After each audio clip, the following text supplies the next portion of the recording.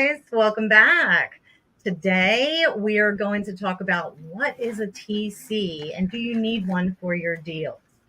So I have two guests with me today who have a TC company called Anchor Light TC, and we're going to be discussing all the things, and you can have all your questions answered. And I want to bring them on now. So please welcome Damien and Evelyn, and I made a little intro for them.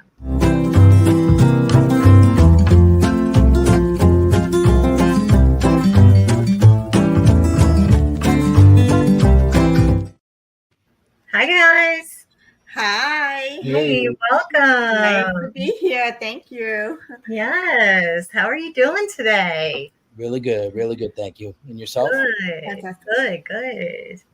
Okay. So tell us a little bit about your company. When did you find Sub2 and when did you decide to become a transaction coordinator and start your business? Me first or you first? You can go, Evelyn. Okay, so I started real estate investing in 2018, October 2018, and I just was dipping my toes into everything. I did join a educational program, and I was kind of a little bit not even a little bit. I was very unhappy with the program. It was just like I was tainted, and I didn't want to enter anything else. So I followed pace for a very long time, not wanting to join any other education program, mentorship, community, whatever it is out there. I didn't want to join anything else. But one day, Damien came and said, "Hey, I signed up for Sub2, and I signed you to be my partner." I was like, are you kidding me? Are you really did this? It's like, oh my God, this is fantastic. Let's see how it goes. And from there, it just went uphill. I just started meeting a whole, bunch of fantastic people. We're still trying to do acquisitions. We did acquisition for Damien and myself. We did it for like about 2-3 years. It was a great learning experience. We did wholesale, and then we just met a lot of people and just network. And then at one point he came to me, I think it was like early September 2022, was like, hey, you should be we should do TC. Actually, he said we should do TC. I didn't know what TC was. I didn't even watch the Avatar video that Pace has. I was just so in focus into acquisitions that I was like a horse. Like, I need to focus. I need to make this work. And he was like, no, but you should be, we should do TC work. And I was like, okay, let's do it. Let's jump right in. But this man I didn't even have a chance to even learn what a TC was and what was I supposed to be doing. And he came with like 3 days later, I have your first client. I was like, are you crazy? Like, I don't know what I'm doing. So it was a lot of learning curve. I know I made tons of errors, and I'm pretty sure, I was trying to figure it out, trying to give the best coordination that I the best services that I possibly can. But now it's a whole different ball game. I'm like, and we did over 100 transactions. Always constantly learning, but our customer service and like top notch, like white glove kind of services just went up just like to a whole different level. Of course, because of all the experience that we gain, and that's where we are with our TC business. First, it was Anchor Properties, which it still is. We still do acquisitions. We just more focused in TC work, so it's DBA Anchor TC, and that's where we are right now. And we still growing. We actually looking to open our brokerage, because Damien, this is where he comes in. He is a broker in 5 states, so we are definitely looking to open our brokerage as well. So yeah, we just keep moving and keep growing. Nice. I didn't know that, Damien. You're a broker, and in 5 states at that. In 5 states, yeah. 5 states. That's kind of crazy. I honestly never thought I would be opening a brokerage ever. Like, I always use it as a tool for just for investing and for family and friends all these years. But with the Uh-huh. wholesaling laws changing and it being a pretty good bolt-on to the TC business, it sort of made sense to consider opening up a real brokerage with agents and stuff as well. Yeah. We just got our first Pennsylvania agent. I sealed the deal Friday night over dinner, and this week she officially joined. So, and I have one in Massachusetts that I've had off and on for 20 years. So he's still hanging out. But I'll do my little walk on the beach speech. So I've been in real estate for a long time. First 15 years are kind of boring. So I started in the year 2002, and basically, I was living in Boston at the time, and real estate was very expensive, even back then, but not to where it is at this point. But it was still expensive just to buy a starter home or a condo. Everybody just goes into condos there for their first home, even back 20 years ago. So I was looking at renting, and I'm like, well, why am I going to pay all this money to rent, right? And back then it was like $1,000, right, for like a 2-bedroom or a 3-bedroom, which to me was expensive, right?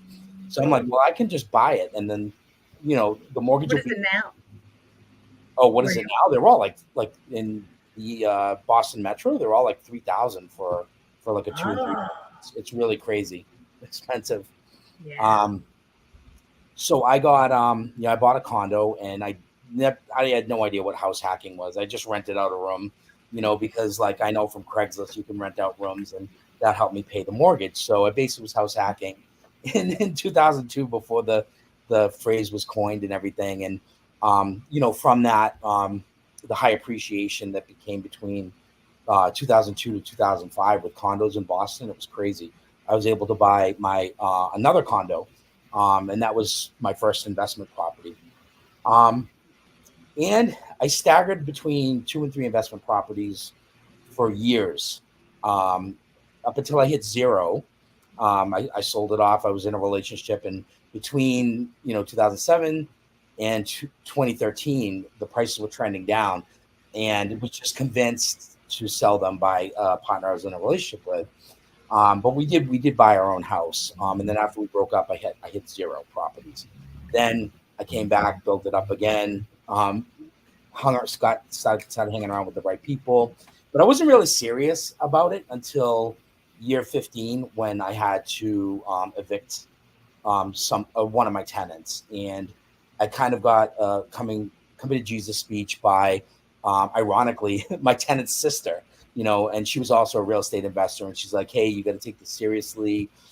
This is actually a business. It's not, not buying properties and letting your friends live in there and stuff." I've actually known the family for 30 years, but I actually had to evict, one of the cousins that were living in there. But anyways, so what do that's they say? Never sell a family member or a friend a car or something like that. yeah, Business exactly. It'll ruin relationships. But that got me into kind of looking in, going to meetup groups, taking it seriously. Then I met somebody. I got into their education in Philadelphia. I wound up buying properties there.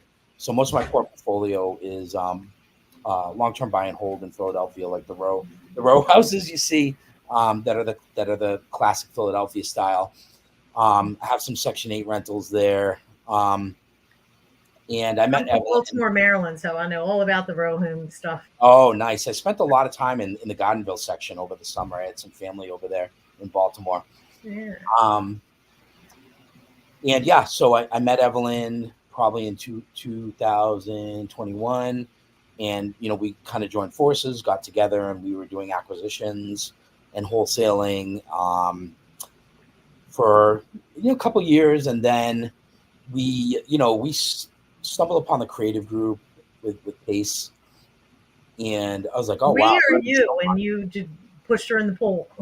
I'm sorry. Well, when I knew about Pace a long time. I was just following him on YouTube and just watching all his videos, and and just getting the education through YouTube University. But I had my first sub to, I think, maybe March of 2019. It took me about six months to get my first deal, and it was a sub two. Was he on YouTube then? I don't think so. Yeah, I think he no, I don't think so. Sub 2 in 2020, right? Yeah, Yep. yeah. So that's why it's like those 2 years of me like trying to figure it out. How am I gonna get this thing done in real estate? I did have a mentor in New Jersey because I am from New York, but I decided to do real estate investing in New Jersey. So I learned so much creative. But I just, when I saw Pace in his YouTube channel, and actually 2 of the people that I knew that was in my circle of real estate, they went to Phoenix. They were like, "Oh, I'm gonna meet this guy. He knows more than this person that we were getting mentor from." And I was like, "Okay, great. Let me know how it goes." And they came back with this crazy energy. And I was like, "Okay, who is this guy?" So that's how I started following Pace. And then, in that whole like time frame, I'm pretty sure I probably knew Damien. I don't know, but because it's just like it just happened, the time frame. That's how we got into Pace. Why I got into the Pace world, and I just followed him for like a year. I followed him on YouTube. Gotcha. And Maybe even a little bit more. Is like I decided to join sub 2 6 months before I even did. And I was trying to get my son to join. And I'm like, I can only choose one person to be a business partner. And I really wanted my son, but he just wasn't motivated. And I was already doing business with Evelyn. So I'm like, okay, like Evelyn, you could be my business partner. And Right. I signed up, and I think I just told her. Like, I didn't even. I just told her. I put her No, on. you didn't ask me. He just put me in there, and I was like, okay. Yeah. We all need a friend like that. We all need a friend to just come on, we're going. You're like, oh, okay. Okay. I was actually happy because I was following Pace for quite some time. So I was like, okay, I just didn't want to enter anything else because I had a bad experience in another program. So, but then I am so grateful that Damien actually, just threw me in there. Yeah. Into the woods. So, you're obviously in the top tier TC program. What made you decide to get in the top tier TC program and start doing business in there? Oh, well, we were already doing TC at the time. We were TCing for a year before top tier TC opened. So it was just sort of like a natural, now we have a real home for ourselves, just us, because before we were like in sub 2, and there wasn't really much collaborations between the TCs. And I honestly was a little hesitant to not hesitant, but I wasn't sure how it would go. And it was a little bit scary in the first couple months, but like, it's really grown to be like just a pool of knowledge and everybody helping each other, and sort of like how sub 2 is, but it's like, I have way more fun in the top tier TC group answering questions, because they're just like just crazy difficult questions all the time. And then when I ask a question or when I answer the question, it's a smaller group, so everybody kind of sees it, whereas 2 has gotten really big, and you answer a question sometimes or ask a question and it gets buried. I remember when he announced that him and Molly were going to launch the top tier TC. And at the time I was a realtor. So I was, doing traditional real estate as well as this. And I feel like I was burnt out at that time. I TC'd all my own deals as a realtor. I mean, I hired a TC a couple times and I had to get behind them, and I'm like, I'll just do it myself, So I was kind of burnt out with the paperwork and stuff. And I'm like, oh, let me just, but coming full circle, I'm like, especially when I was doing the training, I was like, oh, I got this. Being a realtor was really a gift because I understood so much. So yeah, I totally get that. But you guys were already TCing stuff. Yes, we were. Did you have investment properties, or you were doing it for other people? Both, but we were TCing, and thank God I had Damien because he had his knowledge of being a broker and stuff like that. So I had someone to go to, but I feel like for everybody else that didn't have that person, and actually a lot of them actually were going to Damien, and they still do. They still go to Damien because he's just like an encyclopedia. I always call him my encyclopedia. Damien is my encyclopedia. But we were teasing for like I think it was like a 9 months, 10 months, maybe close to a year. But it was always just like figuring it out. I was just like always constantly, I'm figuring this out. And then Top Tier TC came along, and I was like, oh, okay. I was still like, is this program really gonna work? I was scared because I was skeptical of all of who's gonna be signing up for it. Because CC work, because I had the experience, and if I could do it, then anybody can too as well. But the pressure that a top tier TC or a transaction coordinator has on their shoulder to know everything and expect to do everything, it's a big load. So I was a little bit afraid of that. But the top tier community, the organization, the teaching, the education that they have brought to us is like I thank you, Molly and Ashley and Pace and everybody that did. The program is phenomenal. Yeah. It has helped me. And Damien always says in the beginning, like, you don't come to me as much as often as anymore, but it's because of all the experience as well. But Top TTC actually made it so much easier for me. Yeah. So I was checking out your website and I saw that you have done 250,000 transactions and counting. I'm pretty sure it's a lot more than that, but I just like if I really count every like penny for the transaction, but it's a good number. Just yeah. Wow. I was like, wow, color me impressed. Wow. That's so awesome. And all those deals are all different. There's like none that are exactly the same. That's I mean, it's like I understand doing real estate in Maryland, but the thing is, and I understand doing things on deadline. So I got practice in those two things. However, when we're talking about creative finance, there are so many different things that go into creative finance. And on top of that, we're not just working in one state with those laws. We're working all over the U.S. and then some, plus Hawaii and Puerto Rico and Virgin Islands or whatever, Guam too. I mean, never stop learning. You kind of need a community to do something like this, unless absolutely, absolutely, you do need that community. And the crazy thing is that every state, and I don't even like to say state. It's like every county, every title company. Forget that. Every title company, they all work differently. Yeah. So it's to navigate through that. It's just like it's a big challenge, but with having the community with the Top TTC, it really does help. But even the genres, the terms, the terminology, some people call, earning money deposit, hand money. And it's like hand money, like what the heck is that?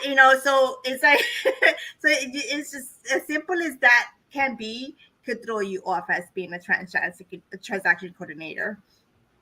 Gotcha. Yeah. What has been your biggest struggle since you entered the real estate world and started in the TC business as well? What's been the biggest struggle? Go ahead. Well, I sort of would say the biggest struggle is bringing on clients that don't that are sort of tire kickers, and they're just come on for like quick tidbits of information and stuff like that. I like to talk, so I wind up like sometimes talking to people for like hour, 2 hours, and then they wind up not being our client. So I think time management, and we do say we have 50 calls, but sometimes it's like, usually they don't go 15 minutes, and especially when I'm driving, like I'll just talk forever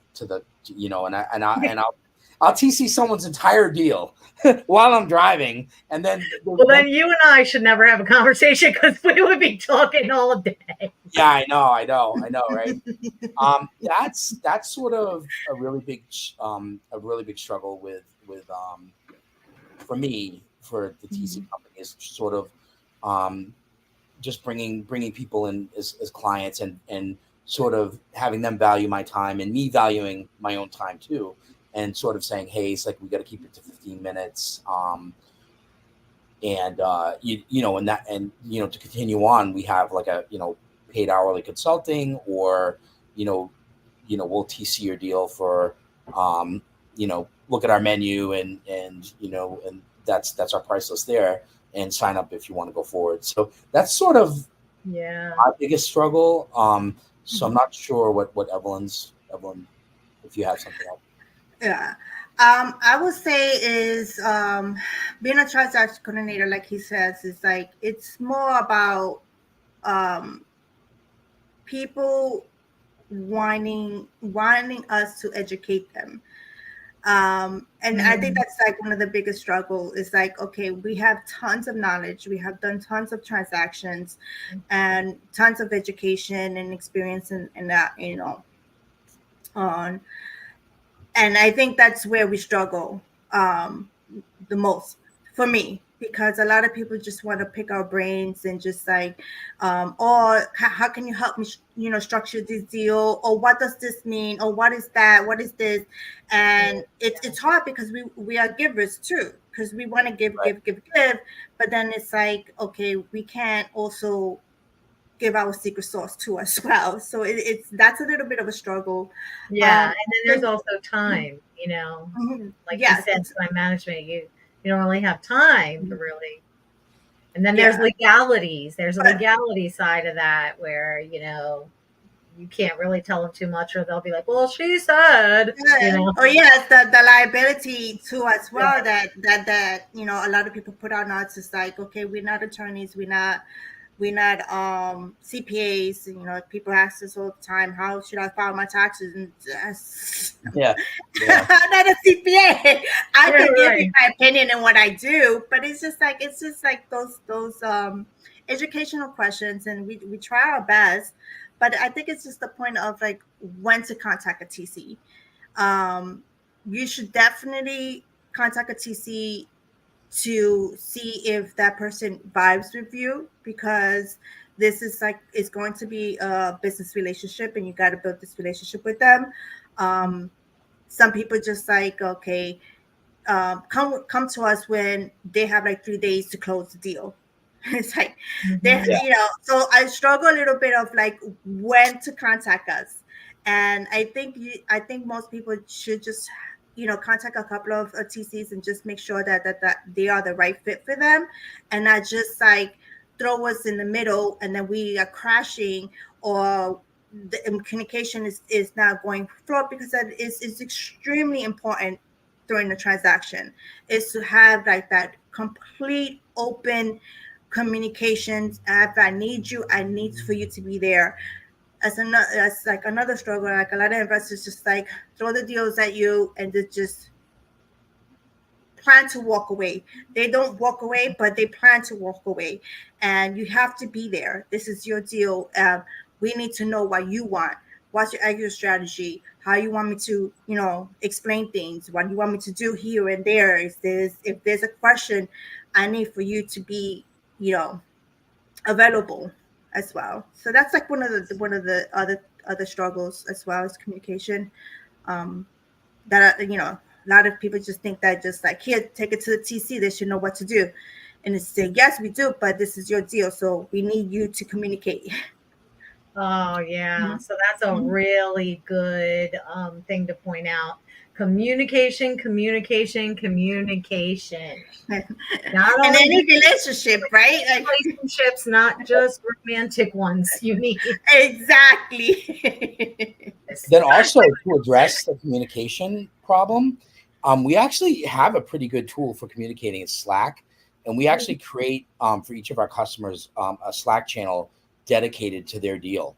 And we always have our VA is always in the Slack channel. Evelyn, I believe, is in every single Slack channel. I'm brought in on request, and also I'm brought in like if there's a vacation and I fill in and I take over for vacations.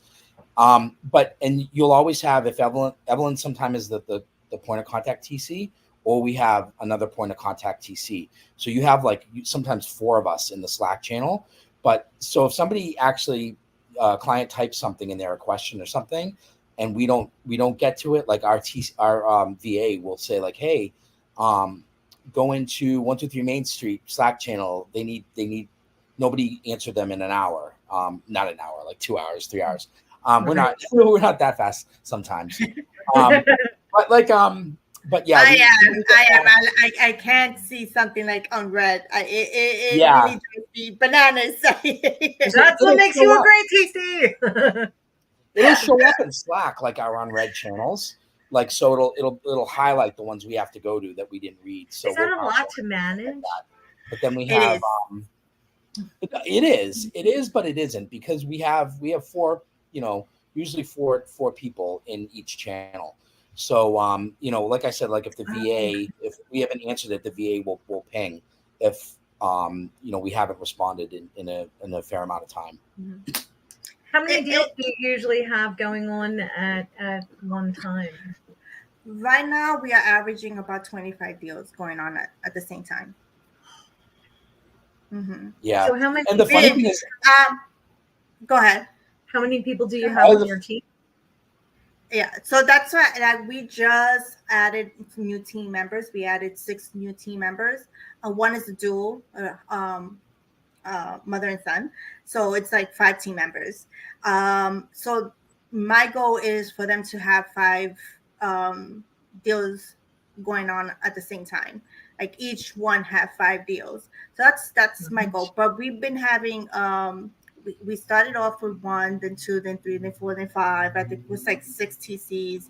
And for whatever reason, some of them, decided, one of them decided this is not for me. The other one just like family problems and personal or whatever the issue is. And so we have 2 TCs that's been with us for a year, maybe even a little bit more of a year.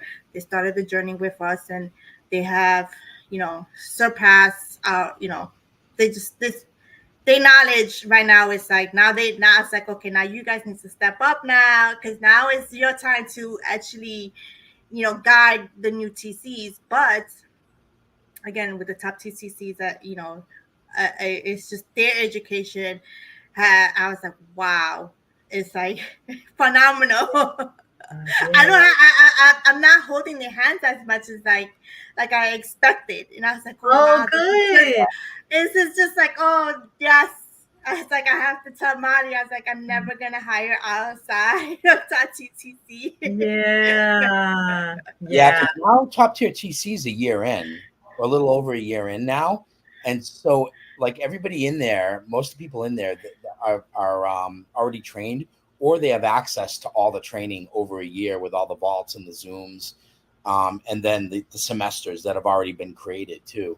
So when top tier TC was new, there were a lot of people that were green in there. But after 6 months and now going in a year, everybody in there is like really super knowledgeable. Yeah. I mean, outside of the sub 2 community, TCs, I don't really feel like have any training. I mean, you don't get trained on how to be a realtor in real estate school. Yeah. Let alone be a TC.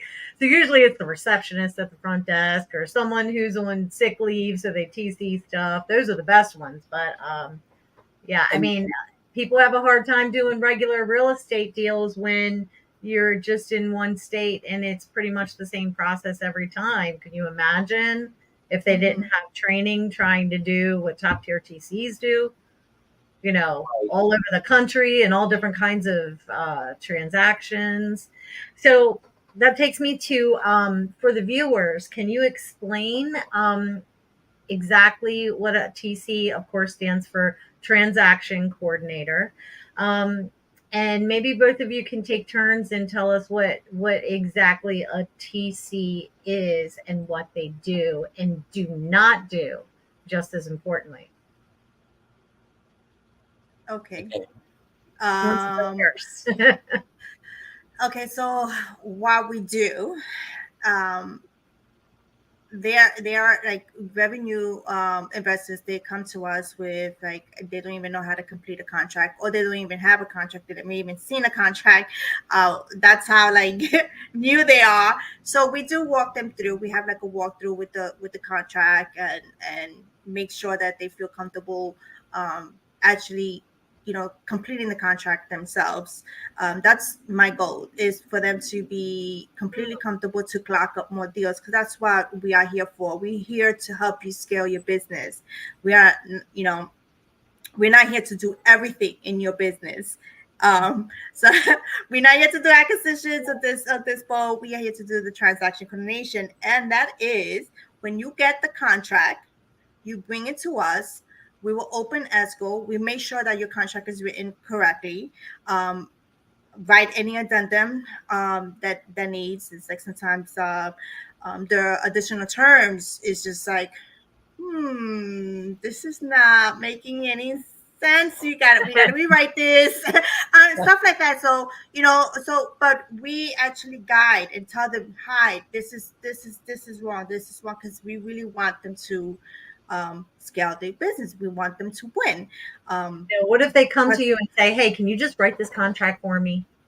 no, so that's one of the do nots. We do not do that, because we are not licensed, and we also are not acting as the agent on this deal. So you either have to get a licensed attorney to write up the contract for you. Most people don't, or you just write up the contract yourself and take full liability of whatever's happening. Um, So do they bring so you then, contracts sometimes that agents have written up? yes. Oh, we get all different types of contracts. It's not only in the sub-2 community that comes to us.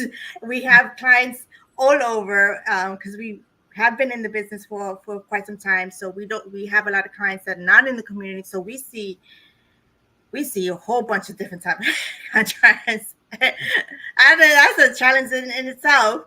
So once you bring the contract to us, we open escrow. We find the right title company for you. We make sure that the people that we do work with in our network are the right people, and we just make sure that everything's done, especially with creative financing.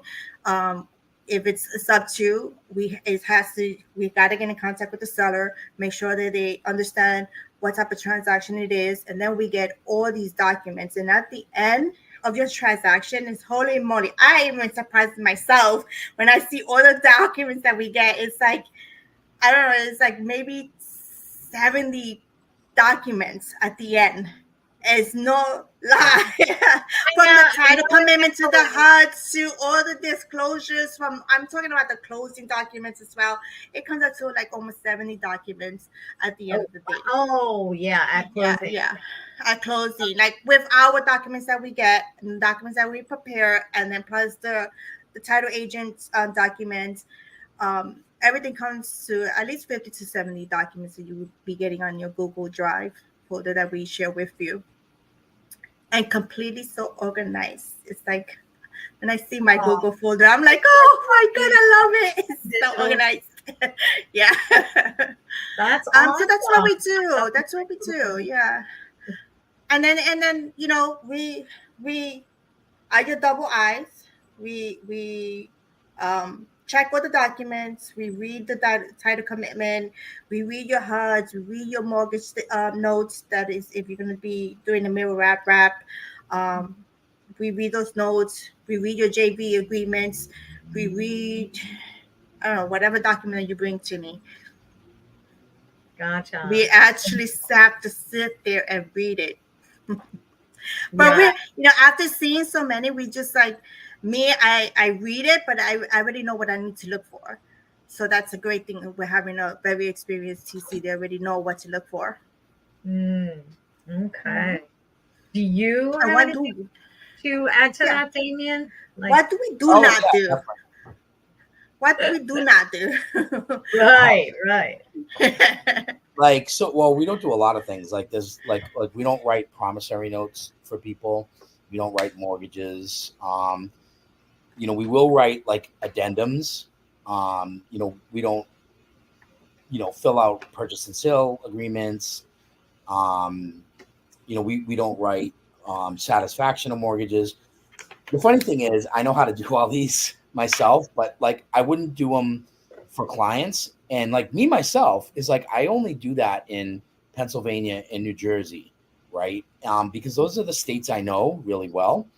I would even use an attorney to write a note and a mortgage and stuff in another state, because I'm not an expert in that. So Right. just with that said, like we want to have the experts write the contracts for you.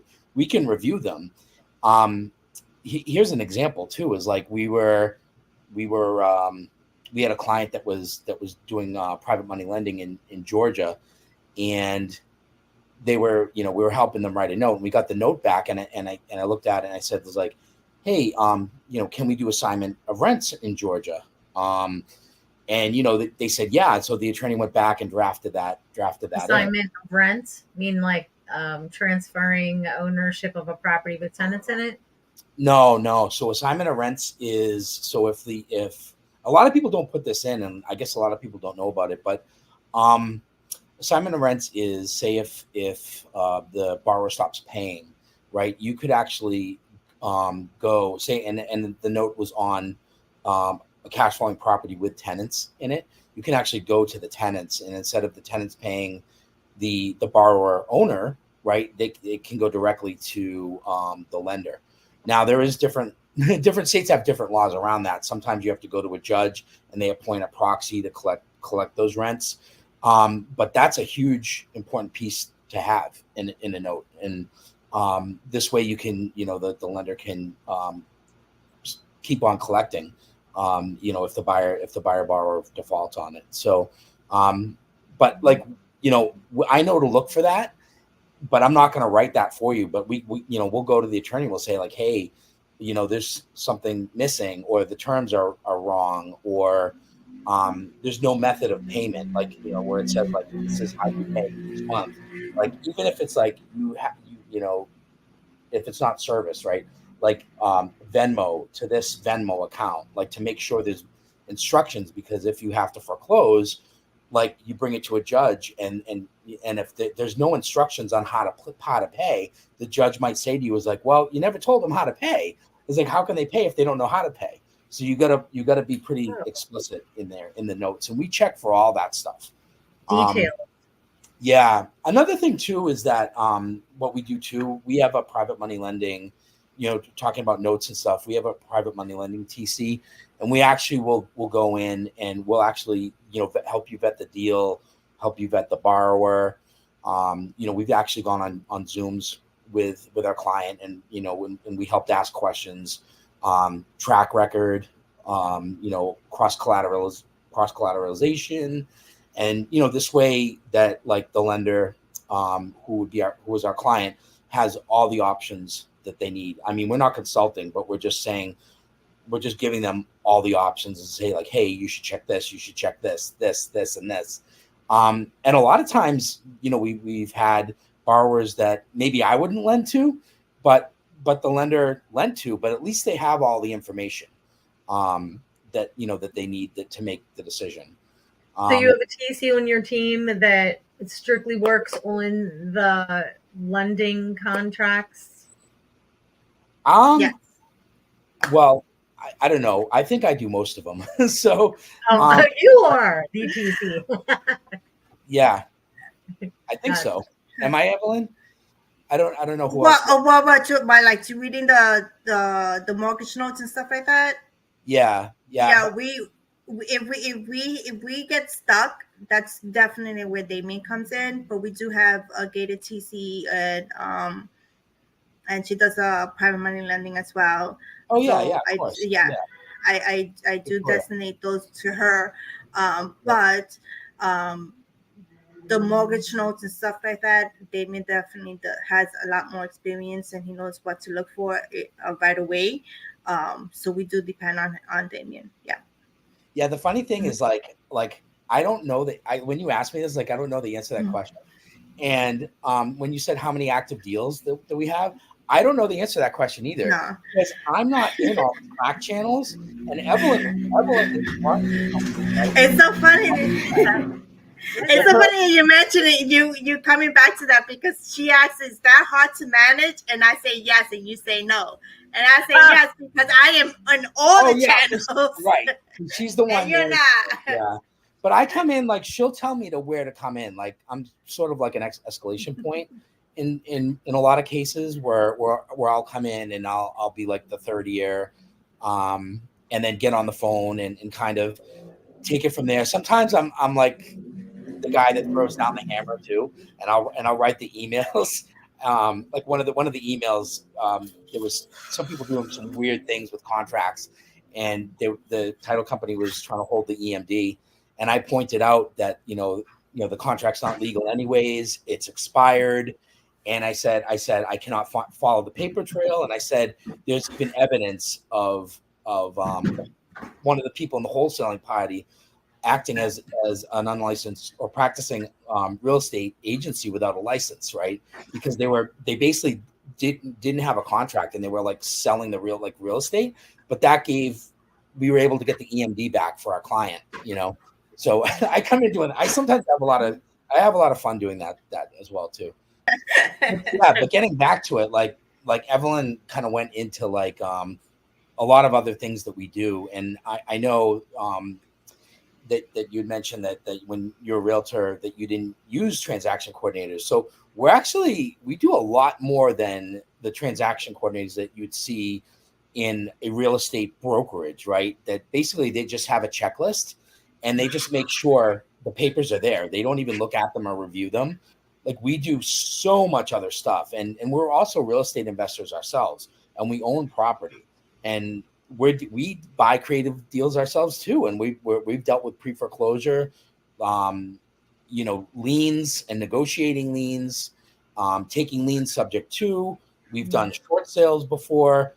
We don't do short sales anymore, but if you're doing a short sale, well, we can still serve as your TC, and we just don't get into the negotiation piece of it.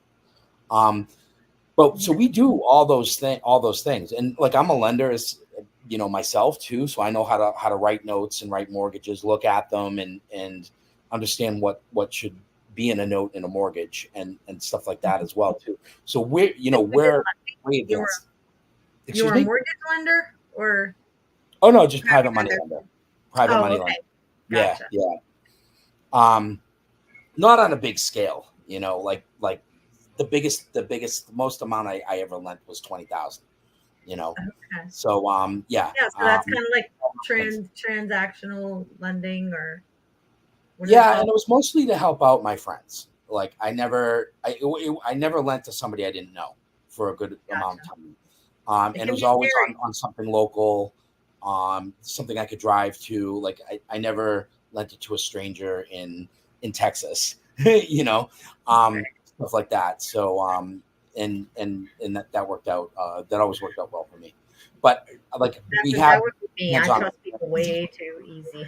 Yeah, I was just Damien is a very, very low risk taker, especially comes with private money lending, and that's why one of the things when we take on the client with private money lending, he gets I don't know if it sounds like you take it personal, dude.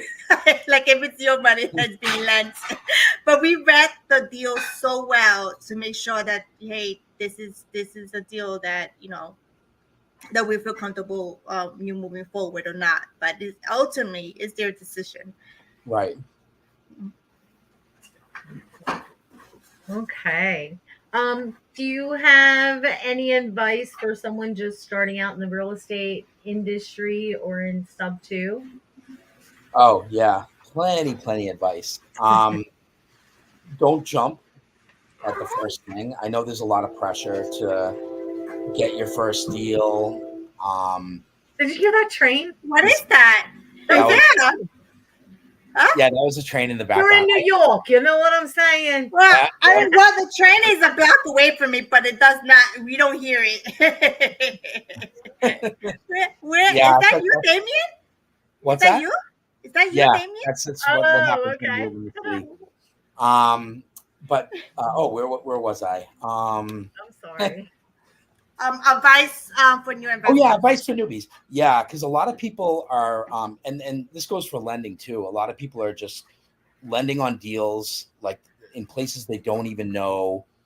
Like if they have to take the house back, they're flying. They have to jump in a plane, learn the area, make connections.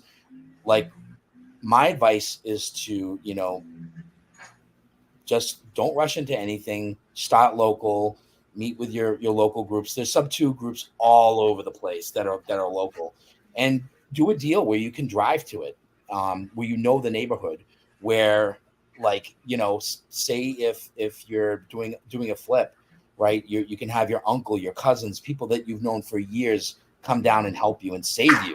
Like say if you're like in Evelyn's case, like when she was doing her flip, like her whole family was there.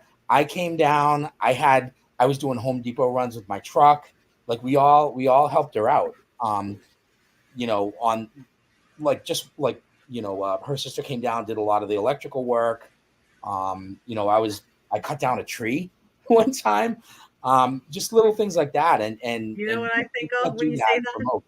What? You know what I think of when you say that? Cut down the tree. Firewood for a bonfire. Oh yeah. But But yeah, so you have yeah, lots of help in your own backyard. You know people. yep. You know the neighborhood, and Right. And do deals where and just don't be afraid to say no to a deal. There's a lot of pressure for people to do their first deal and say yes, but I don't know, just don't be afraid. You don't want to do a bad deal, as your first deal. So that's my advice. yeah. Thank you. That's perfect. Properties that you'd like Evelyn and Damien to consider. They're looking for creative deals in East PA, Pennsylvania. Mhm. Not necessarily New York or Boston, with 10% entry fee or lower. And it's a bonus if they have tenants already in place, correct? Yeah. Correct. Yep, we do not mind taking over tenants. Okay. All right. And I'll also put that in the description in the show notes below the video. I want to thank you guys for coming on the show. Thank you so much. Oh, thank you for having us. Yes. So if anybody wants to get a hold of you, they can please make sure to follow Evelyn and Damien on Instagram. I'm just not as good as with posting my own stuff. I'm really good at reply. Somebody will tag me on something on Facebook for a question. I'm pretty good at responding to that. Like I really like responding and answering questions on Facebook. And I do get back to people on Messenger, whether it's Facebook or Instagram. But I'm not as good as doing content, like my own content with the stories and getting behind the camera, walking down the street, holding this thing up and talking to it. But I'm getting better. I'm practicing. Yeah. Okay. I'm a Gen Xer, so I don't know. I have this limiting belief in my head that Instagram is for younger people. Yeah. But yeah.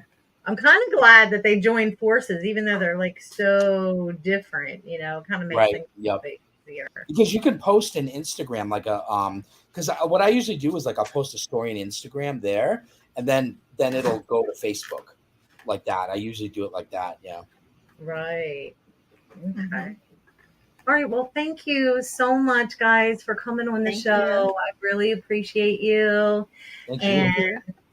Hang back afterwards and we'll chat a little bit more. Okay. Nice. Okay. Fantastic. Thank you. Good. Thank You're you. welcome. Bye, everybody. Bye.